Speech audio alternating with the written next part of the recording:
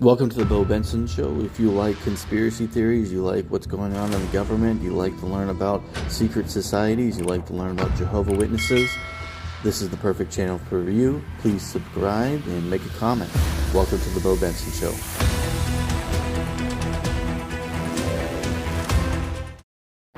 So for years now, many of you guys have heard about me talk about Watchtower. You've heard me talk about New World Order. You've heard me talk about different cult groups. You've heard me talk about human trafficking. And you've heard me talk about wars and economics.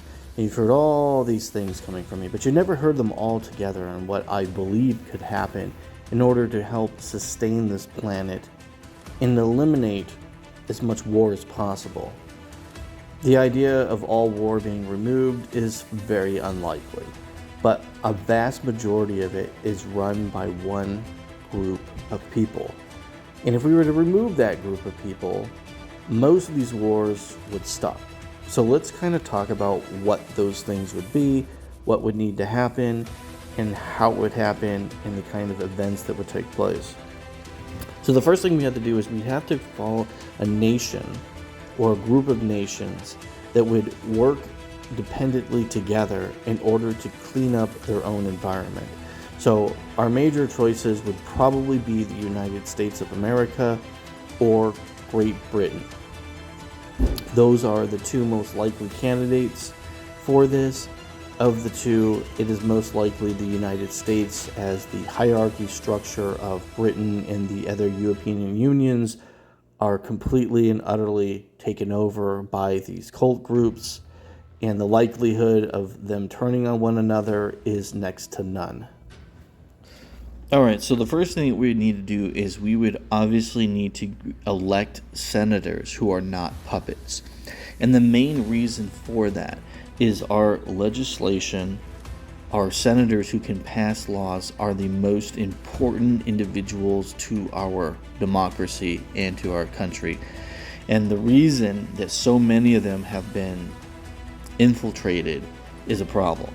So we would first need to expose, the people would need to expose these senators for who they are, social media and stuff, like a lot of what we're seeing going on right now. You know, we would have to have, obviously, trials going on and investigations exposing incompetency and corruption like we see right now.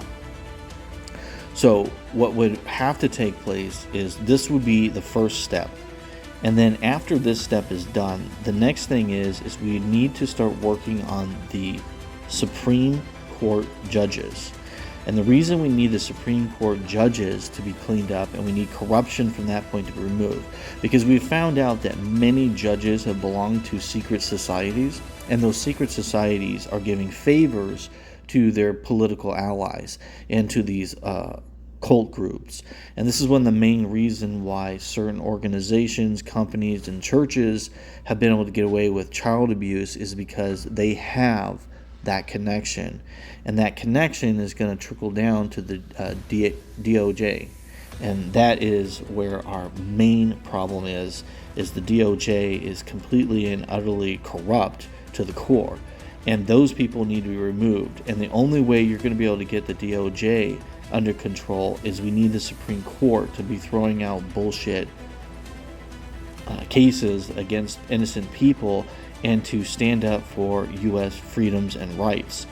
If we lose the Supreme Court to the cult systems and they completely take over, there's no going back. So that is a number one concern, is to get our senators on board, to get our appointed judges, the Supreme Court judges, on board. And then once that happens, we can start getting our legal system under control. That's when you can finally start targeting the actual problem. Okay, so at this point, we have gotten our senators on board. We have gotten a hold of the legal system, which is mostly our judges, and we can start removing some of those critical components that have been corrupted. Now, once you get to the point where you're able to gain a hold of our legal system again, which is the most important thing that we need to do, now we can actually charge companies, organizations, religions, people, cult groups for crimes that they've been committing against the American people. And so my recommendation is that we should be focusing on the human trafficking situation, because that's the only thing that the sides will mostly come together for. Now, for this to take place, we would have to hit a very vital part of the underground system of human trafficking. And one of the number one cult groups is Jehovah Witnesses. So Jehovah Witnesses are one of the most well-known human traffickers of all the religions. Now, Jehovah Witnesses seem to have no repercussions when it comes to human trafficking. The court systems have let them get away time and time again, but that's slowly been changing. Now, with what's going on currently with the current administration, Pennsylvania is investigating Jehovah Witnesses. This would be the number one time to allow this. Now, let's just assume that at this point we have gotten judges, we have senators, and we have eliminated most of the corruption in those two areas. This means when the DOJ goes after the Jehovah Witnesses, we can actually have law enforcement be able to back the things up that they want to do. So in the past, what would happen is senators as well as judges would stop the DOJ, or the DOJ itself would stop local law enforcement. So we had this corruption going all the way up to the three major outlets. Now that that has been cleared up, what had happened is local law enforcement can actually enforce the laws that they're supposed to. The reason why this happens, and the reason it's been going on for as long as it has, is Jehovah Witnesses are getting caught by local law enforcement, but local law enforcement can't do anything because the DOJ is stopping them. And if they do manage to get past the DOJ and they get to the Supreme Court is going to rule in favor of the rights of religion. This is the number one reason why Jehovah Witnesses and other cult groups have been able to get away with what they do, because these organizations are affiliated with another organization, which we'll get to after this. But what would happen is the governing body of Jehovah Witnesses, if we are allowing the actual evidence to be in the court and to be given to the public, very quickly Jehovah Witnesses would be under an absolutely massive investigation by the DOJ. And once they started investigating, their connections to other agencies would be given up. So the Jehovah Witnesses connection to the Skull and Bones organization, as well as the Rockefellers, and also a connection to the Russell Trust, would be given to the general public, and those things would start to be investigated. And that would be the number one victory that we needed, because what would happen is the governing body of Jehovah Witnesses, the board of directors of Jehovah Witnesses, which is known as Watchtower, would be arrested for human trafficking, as well as a huge part of the Jehovah Witness hierarchy structure would also be arrested for human trafficking, abuse, money laundering, and a list of other crimes. The money laundering and obviously the human trafficking, the abuse, hiding murder, all these things would all be released at once. It would be one of the biggest headlines ever seen in the United States of America. One of the repercussions from this is the Jehovah Witness religion would obviously collapse, but that's not really the relevant part. What would be more relevant than that is the general public would have an understanding of the legal system and how Jehovah Witnesses abuse the legal system through bribery, government connections, and most importantly, legislation. So what would happen at this point is the laws that protect church organizations would be removed. Congress would pass a federal law saying that all organizations have to mandatorily report child abuse. And any organization not doing so will be deemed as an enemy of the state and will be prosecuted accordingly. This would make it so that church organizations cannot use the legal system to hide child molesters. And at this point, it would become evident that certain organizations were helping them. And the number one organization that would be hit with this would be the CIA. So what most of you don't know and don't understand is the reason I talked about the Skull and Bones being exposed is the Skull and Bones is financially backed by the Russell Trust Fund. Those of you who know the history of Jehovah Witnesses are aware that Charles Taze Russell is the founder of Jehovah Witnesses, and his uncle is also the founder of the Skull and Bones, which is the financial backer currently of the organization known as the CIA. The CIA has been involved in human trafficking, sex abuse, murder, and a host of other terrible crimes for a long time. It's nothing new that the CIA has ever been exposed, but the CIA has so much control and power over senators and legislation that no one can oppose them. This is the first time in history that we would see that the CIA is being cracked and its abilities and powers have been exposed due to its connections to the organization of Jehovah Witnesses. Now, what would come out of this is Jehovah Witnesses are not the only church-related organization. They were just the money laundering version for the CIA. There are many other branches that would be connected that would be exposed. At this point, the United States government, the Congress, the Supreme Court, local judges, going all the way down to local law enforcement would be aware of the human trafficking situation that the CIA is currently involved in. We know that currently that this is suspected by a lot of people who are supporters of Donald Trump. They refer to them as right-wingers. The other thing that would come out of this is certain other organizations such as Black Lives Matter and Antifa, their connections to George Soros will come out, who is also a member of this religious order that we're going to discuss here in a minute, which a lot of members of the CIA are, as well as a lot of the royal family and a lot of our senators. Once that gets exposed because of the human trafficking, and that's why currently we're seeing laws in certain states that are making it illegal to practice certain rituals, and they are naming satanic rituals as part of that, which can be charged regardless of your statute as a religious order or not. That's what's going on right now in the background, guys. That you guys know, this story that I'm telling you about is what needs to be done, but what you don't realize is it's actually taking place and currently happening right now. These are not stories that I'm making up. This is not a hypothesis. These are actual events that are taking place right now. This is why the CIA is being investigated. This is why the Department of Homeland Security is being investigated the way it is now. It's because people are realizing what this organization is. Alright guys, so we're going to take a moment and we're going to listen to Candace Owens, which is a podcaster or YouTuber personality, which talks about this in depth. It's also going to take brave women. And women, you know how to research, and I'm going to give all of you guys the tools to understand what is happening, okay? All of the faiths, Muslim, okay? If we're talking about Islam, we're talking about Judaism, we are talking about Christianity, have been infiltrated.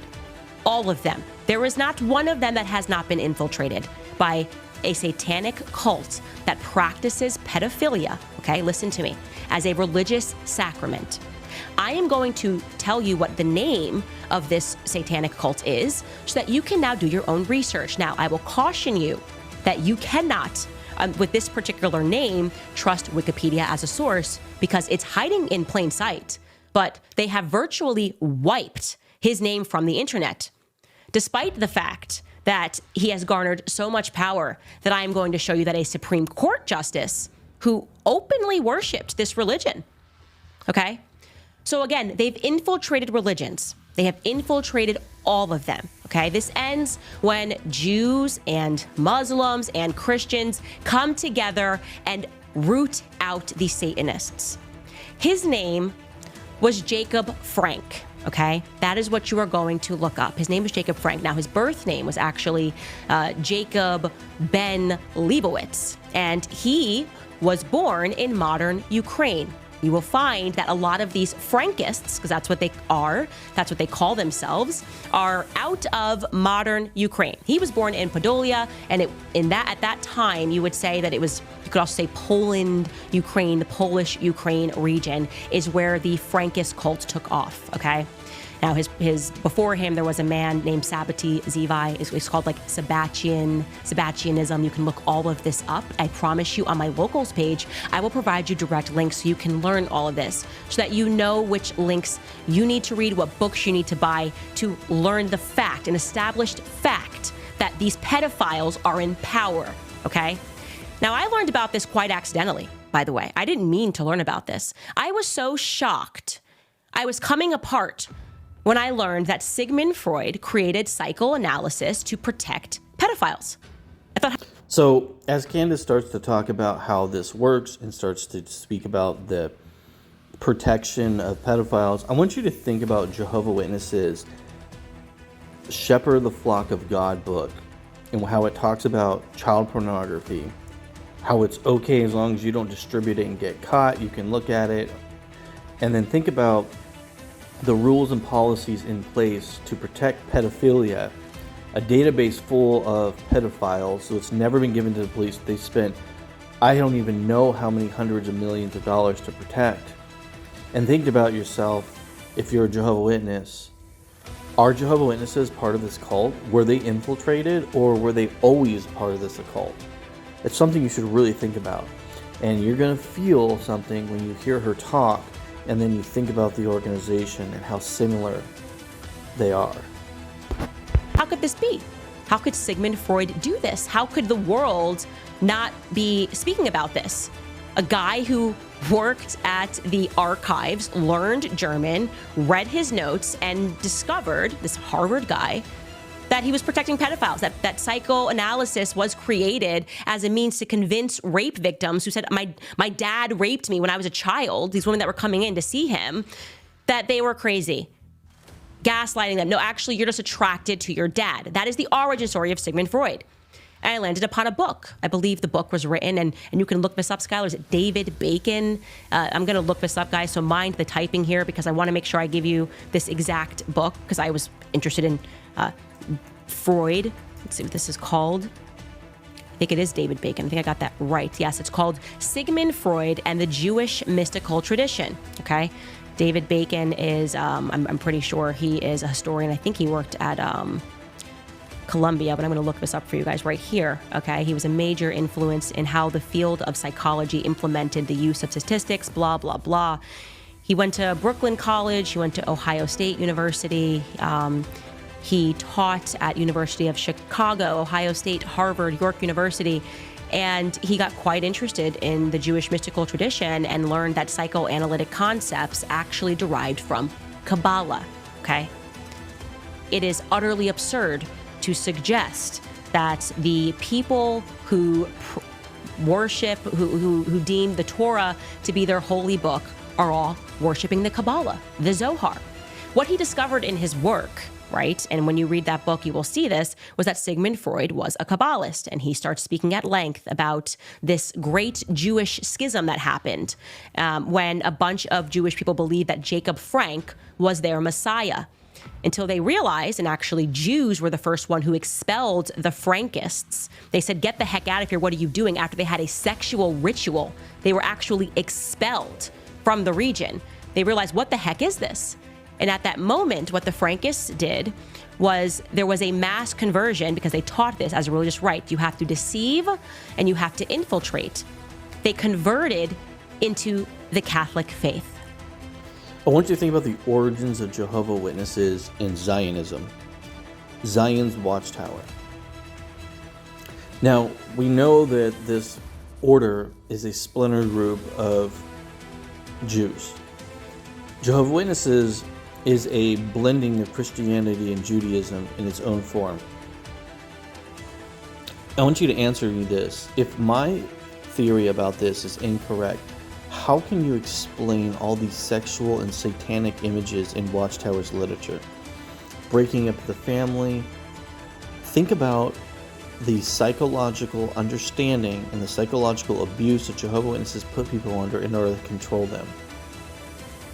Those techniques were created by pedophiles to protect pedophiles in the court system, tricking people into believing that they really weren't molested when they were, saying it's their fault. Jehovah Witnesses have been telling people, and my family has done the same thing, where they always condemn the victim. The victim, you seduced them, it's your fault. Rape is your fault. This is part of their belief system. Rape is part of the cultural belief system of this sick, perverted group. Be honest and think about this. The Frankists are child molesters. Jehovah Witnesses are child molesters. Rape is encouraged by Frankists. Jehovah Witnesses hide rape. Jehovah Witnesses tell rape victim it's their fault. Jehovah Witnesses are pro-rape. I don't care what you say. Their actions are more important than what comes out of their mouth to the public. Frankists lie to the general public. Jehovah Witnesses constantly lie to the public. Frankists always change their belief systems in order to confuse and hide themselves from the public. Jehovah Witnesses are constantly changing and rewriting their doctrine to hide their misleading belief systems and lies from the public. There's nothing that Frankists do that Jehovah Witnesses don't do. And if Jehovah Witnesses are doing the exact same thing that Frankists are doing, well then Jehovah Witnesses are most likely a branch, or if not, Frankists themselves. Okay? Not all of them. Some of them converted into the Catholic faith, and you will see down the line as you study this that some of them converted back, and some of them went to Christians, and that they encouraged over and over again for them to essentially deceive the world through mass conversions. Now, Jacob Frank had a daughter named Ava Frank, and let me tell you how disgusting this Frankist religion is. He had sex with her. It's incestuous, openly incestuous, of course, because this is what their sexual rituals were all about, and he deemed her essentially to be the unholy Mary.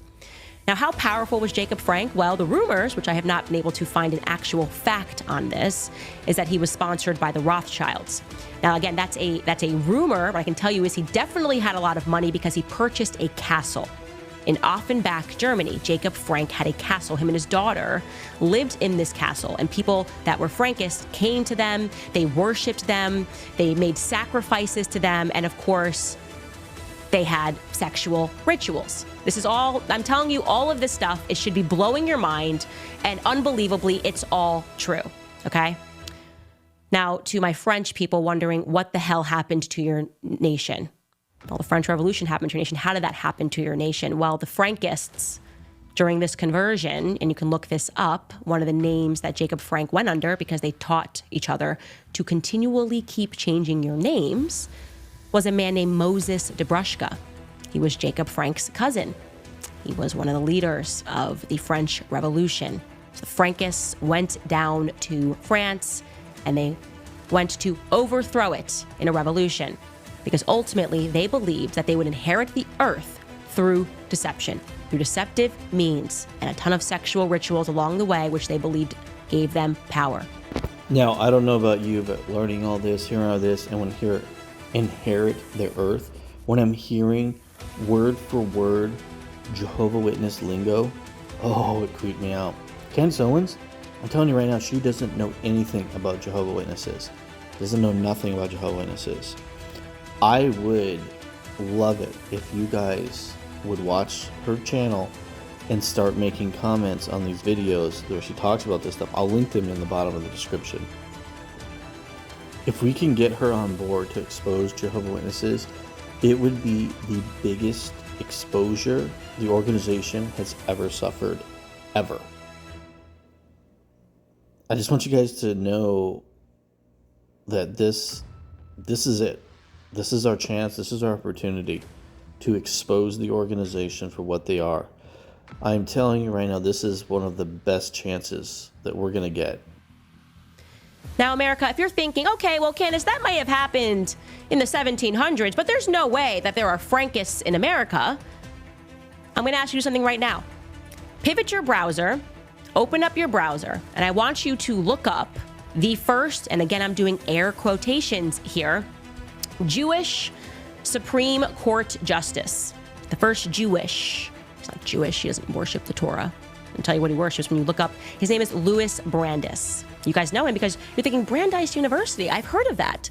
Well, it's a very powerful family. We had a Supreme Court Justice named Louis Brandeis. And then as you scroll through his Wikipedia, you're going to learn that he kept a photo of Ava Frank on his desk, the unholy, the non-virgin Ava Frank, who from this castle had sexual rituals, incest with her father, who had people bringing her gifts, that the Brandeis family were committed Frankists. They believed in pedophilia.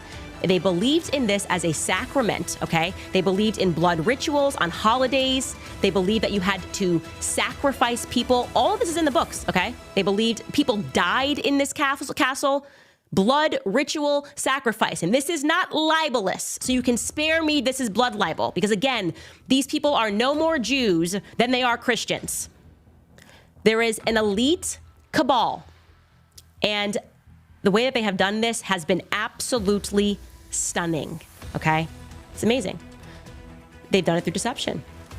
They have convinced a bunch of well-meaning Jews that I grew up with, that you grew up with, the people that we know, of course, are not engaging on Passover in blood sacrifices and things of that nature.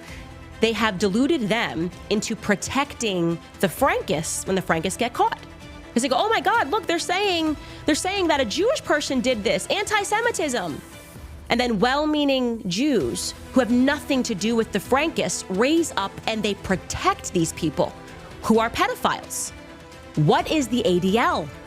Who is Leo Frank? Leo Frank, why the ADL was established, is a person who on Passover murdered and raped a Catholic girl. He got caught, okay? He was found guilty despite having more money than God for that day, given who he was married to. He was found guilty because the evidence was that overwhelming, despite trying to pin it on a black janitor who worked at the factory. It was his factory where he raped this 13-year-old girl on Passover, as is required of Frankists, by the way. Again, we're talking about a fringe cult of psychopaths that have nothing to do other than hiding and deceiving people to believe that they're Jewish, or to believe that they're Christian, or to believe that they're Muslim, because they exist as well in the Muslim faith, okay? They have nothing to do with any of these religions. None of them. None of them. These are satanic psychopaths. And Leo Frank murdered that girl. He murdered that Catholic girl, as he was instructed to do, and he got caught. And then what happened? To this day, the ADL is trying to vindicate him. Despite overwhelming, they're trying to use their full power to pretend that that man who had, again, more money than anyone could possibly have at that time, given who he was married to, and the family that he descended from, okay? A family which down his line married into the Rothschild family, by the way, to be clear, okay? You're going to tell me that this guy was unjustly found guilty? The girls, read through that case. That's a good starting point. If you are an American, read through the Leo Frank case. Learn everything that there is to know about it, okay? And you will realize he was guilty as sin.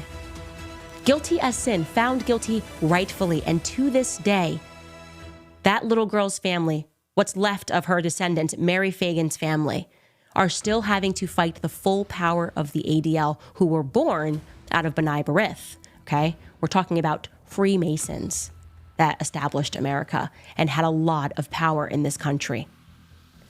Again, I cannot state enough that what we are referring to is a religion that is known as Frankism, which became the Thelema religion. It is the preferred religion of the elites, okay? They believe and they worship the devil. They believe that through deception, they will inherit the earth, okay? In that region in Ukraine, which then began to be known as the Bohemian region, by the way, okay? Where Jacob Frank lived, where Jacob Frank's castle was thereafter. And then you wonder why Bohemian Grove is a thing in LA. Why Bohemian Grove? Again, they have also been caught having rituals.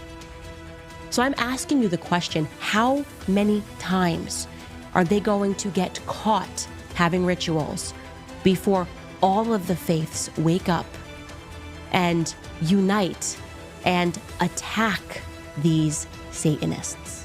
All right, so like I said, it would take a lot of work, but it can be done, and you can start to remove Frankist cult members. So when you hear about church organizations like the Catholics, Jehovah Witnesses, Mormons, any of these religious groups, or when you hear about these satanic groups and they get caught and there's these major busts, most of the time you can always track them back to Frankists, the Frankist cults. It's not very hard. So their interconnections is their greatest power, and it's also their greatest weakness. So if we were to bring down the Frankist cults, then the next thing we could do is start going for the European Union. So this is going to be much more complicated than in the United States to clear out the Frankists in all these different countries, because there are a bunch of different countries and there are a bunch of different political systems, and there's a bunch of royals. And these royals have had control for a very long time, and they're very ingrained in the European culture. One of the main reasons that we know that the European Union is so engraved with the Frankist belief systems is because of the United Nations. If you've ever seen any of the policies about sex abuse and rape with the United Nations and the people in the United Nations, it's something like the 20% of the members in the United Nations leadership, like actual leaders of the United Nations, are known sex offenders. It's outrageous. And then on top of that, that's not even more crazy, they are putting policies in place that members of the UN cannot be charged with the crimes that they commit against people. It's absolutely insane. So just about everybody in the United States knows about the connection between the royal families and pedophilia. It's well known. We know about Prince Andrew, we know about Jeffrey Epstein, and we know that they're buddies with the royals. We also know that the royal family has a long-going history of weird sex occults and other shit going on. We know that the previous ruler of England, that she came in and that she stopped a lot of these orgies, but yet even though she didn't approve of a lot of this behavior, she still couldn't stop it. So the amount of royals that are part of this degenerate lifestyle is enormous. So most royals are actually part of that disgusting group of people, which are known as Frankists. So most royals are Frankists, and that's one of the biggest problems about the European Union.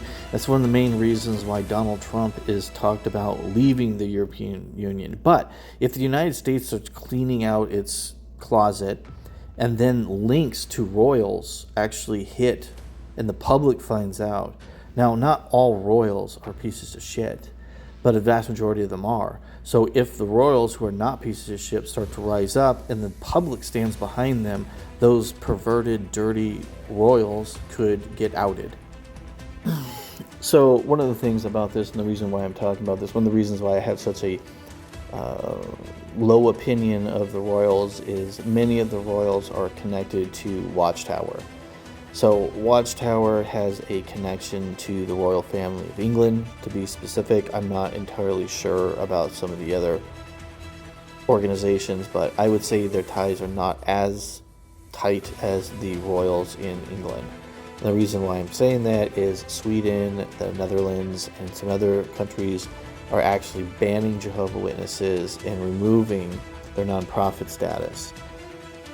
Now that's really good news. That shows that not all royals are under the deception or control or the organization of Jehovah Witnesses. So Jehovah Witnesses is, in my opinion, they're obviously not the headmasters of this whole thing. They're just a puppet organization like most of the others. The CIA is probably what is actually operating and doing most of this stuff in order to control royals and to gather information. This is most likely what's going on. But my whole point is Jeffrey Epstein is connected to the royals. Jeffrey Epstein's third lieutenant was a Jehovah Witness. Maxwell said that Jehovah Witnesses brainwashing techniques were used to create Jeffrey Epstein's empire. Maxwell and them were also friends with royals, and they are all interconnected. This is not a coincidence. The fact that they get exposed is the only time that the royals will then pull away, because the royals are dependent on public image. And if the public image turns on them, they could turn on the royals themselves. So it's a double-edged sword. The royals have a lot of control, but if they lose control and they get exposed, it's way more damning to them than it is in the United States with, like, would say Jeffrey Epstein or Anthony Weiner or something of that nature, where somebody's doing bizarre shit and gets caught. It's not as bad in the United States for them. They can get away. There's a lot more pool. And so you would have to remove those connections and those backups in order to cleanse England and the other European nations of the Frankists. All right, so basically my point is that the governments have been infiltrated. The royal families are no different than American politics. They've just been overwhelmed with these Frankists, and they've been in power for a long time, and it's going to be hard to remove them, but it can be done. What I think could happen is a branch of the royal family who is not okay with this would have to come into the spotlight, would publicly have to denounce the royals themselves, and then they would have to have the information that had been acquired from the United States from Jeffrey Epstein and other resources like the CIA, which would at this point have been removed and replaced with something else. And the inside information of this trafficking circle would have to be linked directly to those royals, and we'd have to have actual evidence. And then that evidence would have to be put out worldwide, because what would happen is the internal courts within the European unions would obviously side with the royals and would do everything they can. But if it was a publicly displayed thing, or maybe a hearing by the United Nations, and the United Nations is publicly putting this out there and they can't hide it, then it would be so damning and overwhelming to the royals that they might actually get it removed. Most likely it wouldn't get removed, but they'd be so embarrassed and the public would be so outraged that they would have to step down. That would be the only way that you would be able to get any of these cultists out of there. And in my opinion, that would be the only way that the Frankists would be able to be removed from the European. Okay, so obviously the most complex and the hardest group to deal with would be obviously the radicalized Muslim groups that are part of the Frankist groups, because they have their own militaries, and they are by far probably the wealthiest group of the overall big picture, I guess. I don't really know how you would go about de-escalating and removing the power and authority of these groups, because these groups have taken their belief systems, they're abusive, they're raping, and they're killing rituals, and they have blended it into the Muslim religion, and they've taken over entire countries and cultures, and it would be next to impossible to get them out without actual full-on intervention and war.